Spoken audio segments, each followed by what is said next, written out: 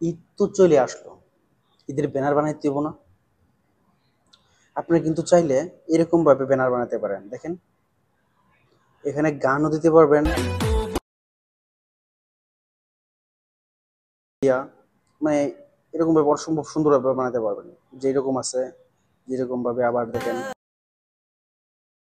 চাইলে কিন্তু এরকম ভাবে আবার নিচে নাম রোদ লিখে দিতে পারবেন। আর কত খালি ফটো দিয়ে ব্যানার বানাবেন, এখন থেকে ভিডিও ব্যানার বানাতে পারবেন। ভিডিও করে কিভাবে ব্যানার বানাবেন, স্ক্রিনটা ফলো করেন। এই জন্য আপনাদের একটা ছোট্ট একটা অ্যাপ্লিকেশন লাগবে।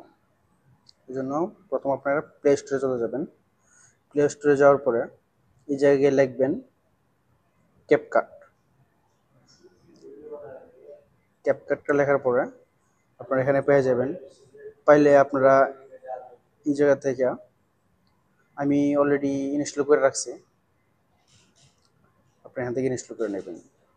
ওকে, ওখানে চলে গেলাম। যাওয়ার পর একটা আপনার এই জায়গায় ইয়ে যাচ্ছে, একটা অ্যাড আসতেছে, অ্যাডগুলো অ্যাকসেপ্ট করে দেবেন। আপনাদের ক্ষেত্রে এরকম দেখাবে। তাহলে কি করবেন, একটু নিচে চলে আসবেন, এই জায়গায় দেখবেন ফলো করেন একটু নিচে, হ্যাঁ টেমপ্লেট লেখা আছে, ওই টেমপ্লেটে টাইপ দিবেন। টাইপ দিলে দেখবেন যে এখানে অপরন্ত আছে। তো এরকম এখানে কিন্তু অনেক রকমের পাবেন, যেহেতু আপনি ঈদের ব্যানার বানাবেন। এই জন্য আপনার এখানে সার্চ বাটন পাবেন, এই জায়গার মধ্যে লিখে দিবেন যে ঈদুল আজহার একটা লিখে দিলাম, ঈদুল আজহার। তাহলে দেখেন এই জায়গায় এখানে চলে আসছে কিন্তু ঈদুল আজহার অপরান্ত অনেক অনেক ব্যানার চলে আসছে। আপনার এখান থেকে যে ব্যানারটা পছন্দ হবে আপনাদের সেই ব্যানারটা নিয়েই বানাতে পারেন। ধরুন আমি এই ব্যানারটা নিব, সিলেক্ট করলাম। এখানে করার পরে আপনি এখানে একটা পুরো এই জন্য দেখেন এই জায়গায় লেখা আছে ইউজ টেমপ্লেট, ওইখানে চাপ দিবেন। দেওয়ার পরে আপনার এখান থেকে আপনার যে ফটো দিয়ে বানাতে চাইতেছেন ওই ফটোটা প্রথমত সিলেক্ট করবেন। যেমন একটু নিচে গেলাম, আমি ধরেন না এই ফটোটা দিয়ে বানাবো, তাই এই ফটোটা সিলেক্ট করলাম।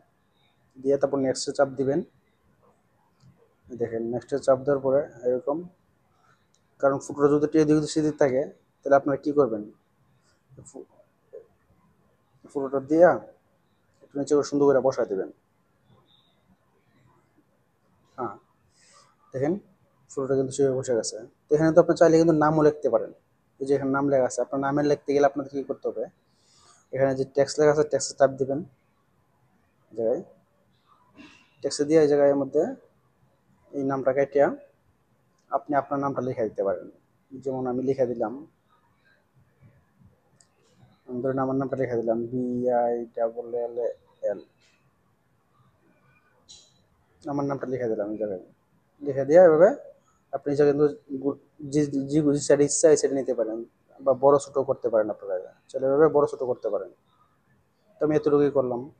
কইরা সেরা আপনার এই জায়গায় দেখেন এক্সপোর্ট লেখা পাবেন, এক্সপোর্টে টাইপ দিয়ে দিবেন। এখানে সেভ চাইতেছে, সেভ। গ্যালারিতে যাওয়ার পর আপনারা দেখবেন এই যে এই জায়গায় সেভ হয়ে গেছে গ্যালারিতে অলরেডি। দেখা যদি ভালো লাগে সাথে থাকবেন। দেখা হবে পরের ভিডিওতে। আল্লাহ হাফেজ।